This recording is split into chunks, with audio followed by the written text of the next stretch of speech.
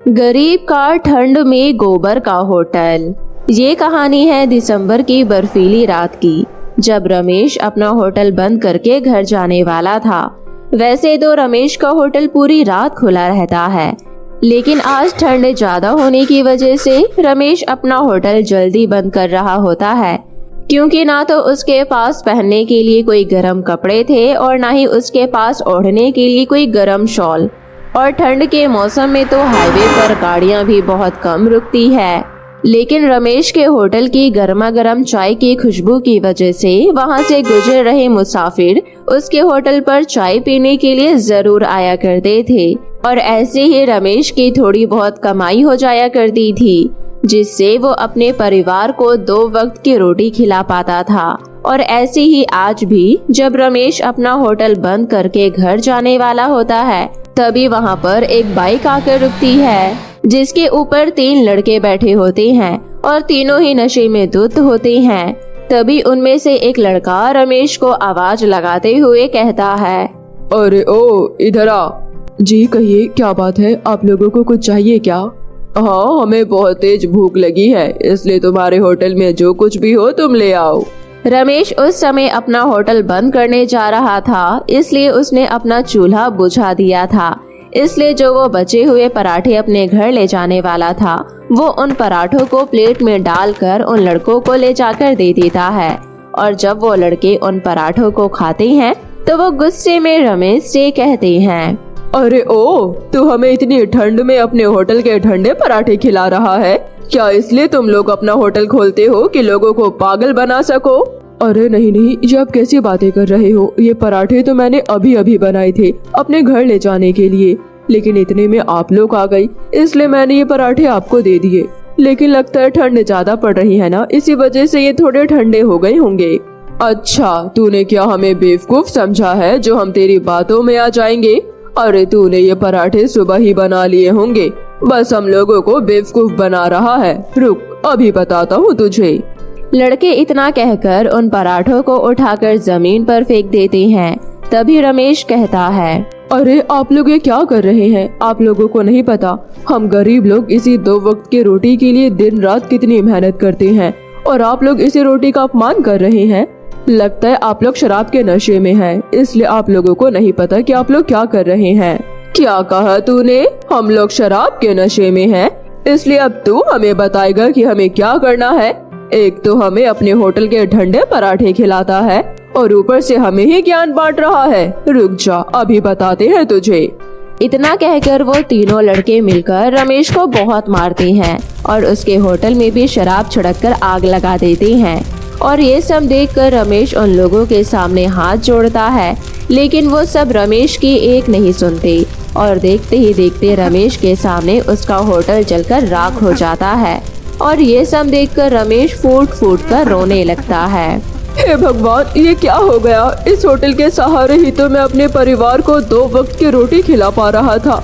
अब भला मैं अपने परिवार का पालन पोषण कैसे करूँगा?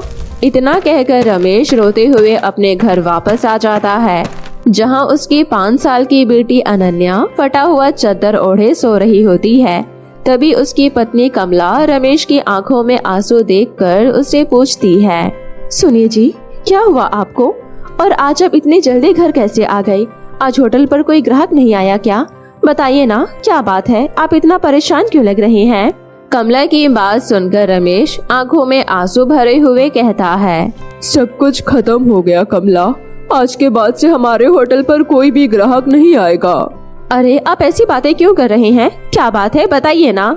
इतना सुनकर रमेश कमला को सारी बातें बताता है और उसकी बातें सुनकर कमला की भी आंखों में आंसू आ जाते हैं और वो कहती है, ये क्या हो गया जी? अब हम लोग क्या करेंगे? कैसे अपने घर का खर्चा चलाएंगे? क्योंकि होटल की कमाई से ही हम लोग 2 वक्त की रोटी खा पाते थे, लेकिन ऐसे में हम अपनी बच्ची को क्या खिलाएंगे? और हमारी गाय, उसको क्या खिलाएंगे? उसके लिए भी तो चारा खरीद कर लाना पड़ता है। रमेश ने एक गाय भी पाल रखी थी और उसी के दूध से रमेश अपने होटल पर चाय बनाकर बेचा करता था, जो लोगों को बहुत पसंद आया करता था। कमला, मुझे तो अब कुछ समझ में नहीं आ रहा है कि हम लोग क्या करेंगे, क्योंकि होटल खोलने के लिए जो हम लोगों ने कर्जा लिया था, अभी तक तो हम वो भी नहीं चुका पाए हैं, तो ऐसे में हम लोग क्या कर पाएंगे। पता नहीं भगवान हम गरीबों के साथ ही ऐसा क्यों करता है। अब ऐसे चिंता करने से क्या होगा जी, आप हिम्मत रखिए, भगवान हमें कोई ना कोई रास्ता जरूर दिखाएगा और हम अपना होटल खोलने के लिए फिर से कोई ना कोई इंतजाम तो कर ही लेंगे। लेकिन हमारे पास तो दोबारा से होटल खोलने के लिए पैसे भी नहीं है और नहीं हम लोग दोबारा कर्ज ले सकते हैं। अरे अब आप इसके बारे में मत सोचिए, हम इस बारे में कल बात करेंगे। अभी रात बहुत हो चुकी है और आप भी बहुत थक गए हैं, इसलिए चलकर सो जाइए। इतना कहकर कमला और रमेश जमीन पर ही एक फटी हुई चटाई बिछाकर सो जाते हैं, लेकिन उनके पास ओढ़ने तक के लिए कोई चादर नहीं होती है और वो लोग ठंड में कांपते हुए सोने की कोशिश करते हैं। और दिन भर का थका हुआ रमेश तो गहरी नींद में सो जाता है, लेकिन कमला की आंखों से नींद गायब हो जाती है और वो पूरी रात बस यही सोचती रहती है कि अब उनका आगे का गुजारा कैसे होगा। और यही सोचते सोचते कब सुबह हो जाती है कमला को पता ही नहीं चलता। और उसी समय बाहर गाय की आवाज सुनकर कमला उठकर बाहर आती है और कहती है, अरे ये क्या, तुझे भी अभी सुबह सुबह ही गोबर करना था। इतना कहकर कमला जैसे ही गाय का गोबर उठाकर उसे फेंकने जाती है, उसी समय उसके दिमाग में एक आइडिया आता है। अरे ये गाय का गोबर तो हमारे बहुत काम आ सकता है। जब हम इस गोबर से घर लीप सकते हैं, उपले बना सकते हैं, तो हम इस गोबर से अपना होटल क्यों नहीं बना सकते हैं। इतना कहकर कमला गाय के गोबर को एक जगह इकट्ठा कर लेती है और वो रमेश को उठाते हुए कहती है, सुनिए जी, देखिए हमारी गाय ने गोबर कर दिया है। अरे तो उसे उठाकर फेंक दो ना, मुझे क्यों जगा रही हो। अरे मेरी बात तो सुनिए, मैं क्या सोच रही थी, क्यों ना हम गाय के गोबर को इकट्ठा करके उसे से अपना होटल बनाएं। कमला की बात सुनकर रमेश फटाफट से उठकर बैठ जाता है और कहता है, क्या गोबर से बना हुआ होटल? लेकिन गोबर से हम होटल कैसे बनाएंगे। अरे आप जंगल से कुछ बांस और घास फूस इकट्ठा करके ले आइए, हम उससे होटल की दीवार बनाएंगे। फिर मैं उन दीवारों पर गोबर का लेप बनाकर लगा दूंगी, जिससे होटल के अंदर ना तो ठंडी हवा आएगी बल्कि उसके अंदर गर्माहट बनी रहेगी। और हम गोबर से ही होटल के अंदर एक सुंदर सा चूल्हा भी बनाएंगे और इस तरह हम अपना होटल बिना पैसे खर्च किए बना सकते हैं। कमला की बात सुनकर रमेश को फिर से उम्मीद की एक किरण दिखाई देने लगती है और वो अगले दिन से ही जंगल में जाकर बांस की लकड़ियां और घास फूस इकट्ठा करने लगता है।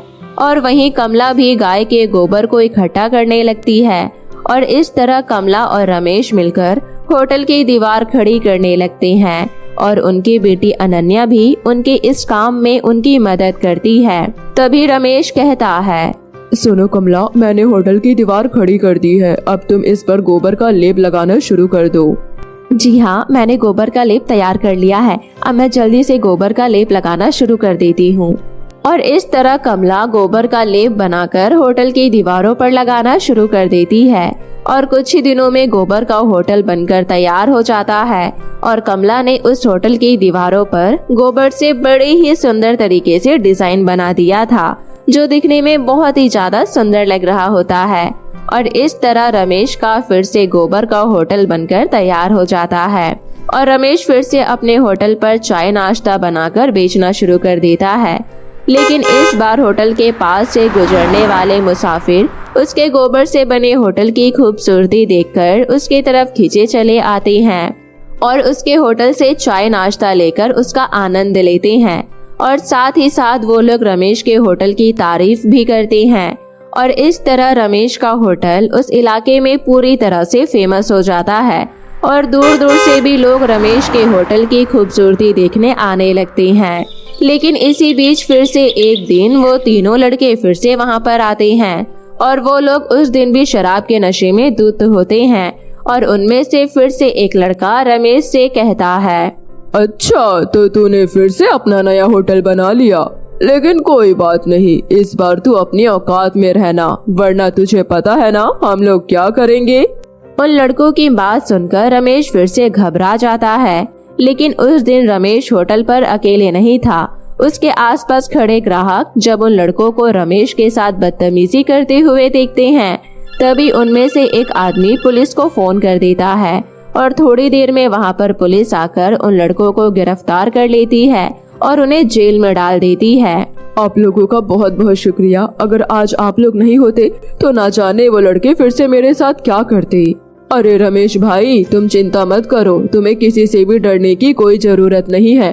तुम बस बेखौफ होकर अपना होटल चलाओ, हम लोग तुम्हारे साथ हैं। और इस तरह रमेश को इंसाफ मिल जाता है और उसके होटल पर दिन रात ग्राहकों की लाइन लग जाती है और रमेश की पहले से भी ज्यादा अच्छी खासी कमाई होने लगती है और वो धीरे धीरे करके अपने कर्ज के भी सारे पैसे चुका देता है और वो अपने आगे की जिंदगी खुशी खुशी बिताने लगता है। गेहूं के भूसे का जादुई घर। बहुत समय पहले की बात है। रामपुर गांव में सावित्री अपने पति रविंद्र और अपने 2 बच्चे रानी और बंटी के साथ रहती थी और रविंद्र ने अपने माता पिता के खिलाफ जाकर सावित्री से शादी की थी। इसीलिए वे लोग अपने माता पिता से अलग रहा करते थे। लेकिन शादी के कुछ साल बाद ही रविंद्र की एक दुर्घटना में मृत्यु हो जाती है और रविंद्र के जाने के बाद सावित्री अपने दोनों बच्चों को लेकर अपने सास ससुर के पास रहने के लिए जाती है। लेकिन जैसे ही सावित्री अपने बच्चों को लेकर अपने ससुराल जाती है तो वे सब लोग सावित्री के साथ बुरा व्यवहार करने लगते हैं और उसे घर में कोई हिस्सा ना मिले, इसीलिए सावित्री और उसके बच्चे को घर से बाहर निकाल देते हैं। सावित्री भी मजबूरी में आकर उसी गांव में एक छोटी सी झोपड़ी बनाकर अपने बच्चों के साथ रहने लगती है और ऐसे ही कुछ महीने और बीत जाते हैं। तभी अचानक से एक दिन उस गांव में बहुत ही भयानक भूकंप आता है और भूकंप आने की वजह से गांव में बने सभी कच्चे मकान टूटकर बिखर जा रहे थे और हर कोई अपनी जान बचाकर इधर उधर भाग रहा होता है। लेकिन सावित्री के सास ससुर का घर पक्का और मजबूत था, इसीलिए वे लोग अपने घर में बड़े ही आराम से रह रहे होते हैं। लेकिन उस भूकंप में सावित्री का घर भी टूटकर चकनाचूर हो जाता है और सावित्री अपने बच्चों को लेकर फिर से अपने ससुराल जाती है और उन लोगों से मदद मांगने की कोशिश करती है। लेकिन सावित्री को देखकर उसके सास ससुर अपना दरवाजा बंद कर लेते हैं। तभी सावित्री कहती है, माँ जी, भूकंप की वजह से मेरा घर टूटकर चकनाचूर हो गया। आप हमें कुछ दिनों तक अपने घर में रहने दीजिए, दरवाजा खोलिए ना माँ जी। उसी समय सावित्री की सास अंदर से कहती है, अरे ओ सावित्री, चले जाए यहाँ से, हमें तेरी कोई जरूरत नहीं है, इसलिए यहाँ खड़ी होकर हमारा दिमाग मत खराब कर। अरे पहले तो मेरे बेटे को खा गई, अब क्या हमें खाने आई है? मनहूस कहे की। माँ जी, कम से कम हमें आज रात तक तो यहाँ रुकने दीजिए, भला इतनी रात को मैं अपने बच्चों को लेकर कहाँ जाऊंगी। सावित्री की बात सुनकर उसका ससुर कहता है, अरे ओ सावित्री, हमें ज्यादा बेवकूफ मत समझ, हमारा तुझसे और तेरे बच्चों से कोई रिश्ता नहीं है, इसलिए चुपचाप निकल जा यहाँ से, वरना हमें तुझे धक्के मार कर निकालना पड़ेगा। सावित्री अपने सास ससुर की ऐसी बातें सुनकर बहुत ज्यादा दुखी हो जाती है। उसी समय सावित्री की बेटी रानी कहती है, माँ, अब हम लोग कहाँ जाएंगे? माँ बताओ ना, अब हम क्या करेंगे? पता नहीं मेरी बच्ची, गांव में तो सभी कच्चे मकान टूटकर चकनाचूर हो गए और रामू काका भी बता रहे थे कि कोई भी दूसरे गांव वाला किसी दूसरे गांव वाले को अपने गांव में घुसने नहीं दे रहे हैं। ऐसे में हमारे पास अपने पुराने खेत के पास जाने के अलावा और कोई रास्ता नहीं है। माँ, अगर हम गांव के बने उस बड़े मंदिर में जाकर रहे तो? नहीं बेटा, गांव वाले हमें वहाँ पर रहने नहीं देंगे और वहाँ भी तो भूकंप के झटके आ सकते हैं ना, इसलिए हमें भूकंप से बचने के लिए अपने पुराने खेत में ही जाकर रहना पड़ेगा, क्योंकि भगवान ने हमारे नसीब में जो लिखा है वो तो हम लोगों को सहना ही पड़ेगा ना। इतना कहकर सावित्री अपने बच्चों को लेकर अपने पुराने खेत के पास चली जाती है और खेत के पास पहुंचते ही सावित्री देखती है कि उसके खेत के अंदर बहुत ही सुंदर गेहूं की लहराती फसल लगी हुई है। ये देखकर सावित्री हैरान हो जाती है, क्योंकि आज तक उस बंजर खेत में कोई भी फसल नहीं उगी और इसी वजह से रविंद्र को बाहर कमाने जाना पड़ता था, लेकिन आज उसी बंजर खेत में गेहूं की इतनी सुंदर लहराती फसल देखकर सावित्री को लगता है कि शायद किसी और ने इस खेत में गेहूं की फसल उगाई है। ये देखकर रानी अपनी माँ से कहती है, माँ, यहाँ कितना अच्छा लग रहा है ना, और देखो यहाँ पर गेहूं की कितनी सुंदर फसल उगी है। अब तो हम इस गेहूं को बेचकर अपने लिए नया घर भी बनवा पाएंगे। हाँ माँ, रानी दीदी बिल्कुल सही कह रही है। हम यहाँ पर अपना एक नया घर बनाएंगे, क्योंकि ना यहाँ पर भूकंप के झटके आएंगे और ना ही हमें कोई परेशान करेगा। और देखो माँ, यहाँ पर फल के भी कितने सारे पेड़ हैं। हमें तो यहाँ पर खाने की कोई दिक्कत भी नहीं होगी। अच्छा हुआ गांव में भूकंप आ गया, इसी बहाने हमें इतनी अच्छी जगह आने का मौका मिला। नहीं बेटा, भूकंप आना कोई अच्छी बात नहीं है। भूकंप आने से न जाने कितने परिवार बेघर हो जाते हैं, इसलिए हम इस खुली जगह पर आराम से रह सकते हैं। लेकिन उससे पहले हमें यहाँ एक झोपड़ी बनानी होगी, वरना कोई जंगली जानवर आकर हमें कोई नुकसान न पहुँचा दे। माँ, ये सब तो ठीक है, लेकिन हम लोग अपनी झोपड़ी कैसे बनाएंगे? बेटा, हम लोग लकड़ियाँ इकट्ठा करके अपनी झोपड़ी बनाएंगे। हाँ माँ, मैं अभी इन गेहूँ को काट कर साइड कर देता हूँ। नहीं रानी बेटी, ये गेहूँ की फसल न जाने किसकी है, और हम किसी और की मेहनत को इस तरह बर्बाद नहीं कर सकते हैं, क्योंकि इसी से तो हम लोगों का पेट भरता है ना। इसलिए हमें किसी की भी फसल को इस तरह से बर्बाद नहीं करना चाहिए। लेकिन माँ, फिर हम अपनी झोपड़ी कहाँ बनाएंगे? बेटा, हम लोग अपनी झोपड़ी खेत के साइड में बना लेंगे। बस तुम लोग अब जल्दी से सूखी लकड़ी इकट्ठा कर लो। वहाँ पर देखो कितनी सारी सूखी लकड़ियाँ पड़ी है। और इस तरह सावित्री अपने बच्चों के साथ सूखी लकड़ियाँ इकट्ठा करने लग जाती है। उसी समय बंटी कुएं के पास पानी पीने जा रहा होता है और उसे अकेला जाता देख सावित्री उसे कहती है, अरे बंटी बेटा, अकेले कहाँ जा रहे हो? पहले जल्दी से झोपड़ियाँ बनवा लेते हैं, फिर मैं तुम्हारे लिए पानी ले आऊंगी। सावित्री बंटी को बहुत समझाती है, लेकिन बंटी उसकी एक नहीं सुनता और वह कुएं के पास पानी पीने चला जाता है। उसी समय अचानक से एक जहरीला सांप बंटी के पैर पर काट कर चला जाता है और बंटी जोर जोर से चिल्लाने लगता है, माँ, मेरी मदद करो, मुझे सांप ने काट लिया। बंटी की बात सुनते ही सावित्री और रानी भागते हुए कुएं के पास आती है, लेकिन तब तक बंटी बेहोश हो जाता है।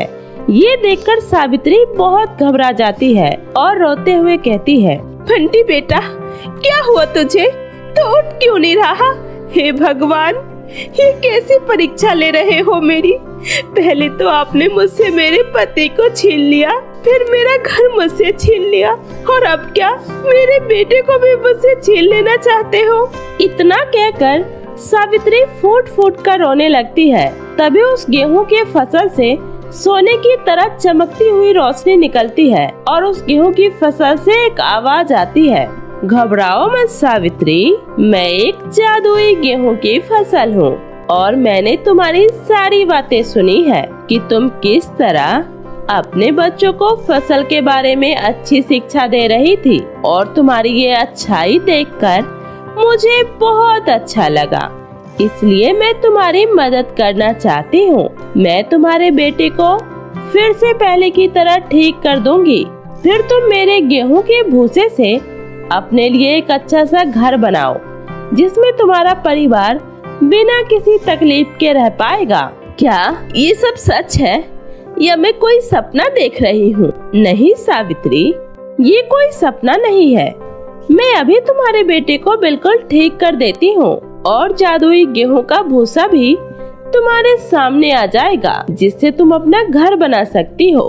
बस तुम उस भूसे को अपनी मुट्ठी में लेकर अपने मन में ही कोई घर सोचना, वैसा ही घर तुम्हारे सामने बनकर तैयार हो जाएगा। उस जादुई गेहूं के फसल की बात सुनकर सावित्री बिल्कुल वैसा ही करती है। वो अपनी मुट्ठी में गेहूं के भूसे को लेकर अपनी आंखें बंद कर लेती है और उसकी आंखें बंद करते ही जैसा उसने घर सोचा था, वैसा ही गेहूं के भूसे का घर बनकर तैयार हो जाता है। वो दिखने में बहुत ही ज्यादा सुंदर लग रहा होता है और कुछ ही देर में बंटी भी होश में आ जाता है और वो कहता है, माँ देखिए मैं ठीक हो गया। बंटी मेरे बच्चे, तू ठीक है ना? हाँ माँ मैं बिल्कुल ठीक हूँ, लेकिन आप दोनों ने मिलकर इतनी जल्दी इतना सुंदर घर कैसे बना लिया? घर? कौन सा घर बेटा? इतना कहकर सावित्री जैसे ही पीछे मुड़कर देखती है तो वो भी हैरान रह जाती है, क्योंकि वहाँ पर गेहूं के भूसे का एक बहुत ही शानदार घर बनकर तैयार हो जाता है, जो कि एक जादुई घर होता है। और उसके बाद सावित्री अपने दोनों बच्चों को लेकर उस जादुई घर के अंदर चली जाती है, जहाँ पर उनके सुख सुविधा की सारी चीजें पहले से ही मौजूद होती है। ये सब देखकर बंटी और रानी बहुत खुश हो जाते हैं और अब तीनों वहाँ पर खुशी खुशी रहने लगते हैं और उन लोगों को वहाँ पर अब किसी भी चीज की कोई तकलीफ नहीं होती और वे लोग वहाँ पर बिना किसी तकलीफ के अपना जीवन बिताने लगते हैं।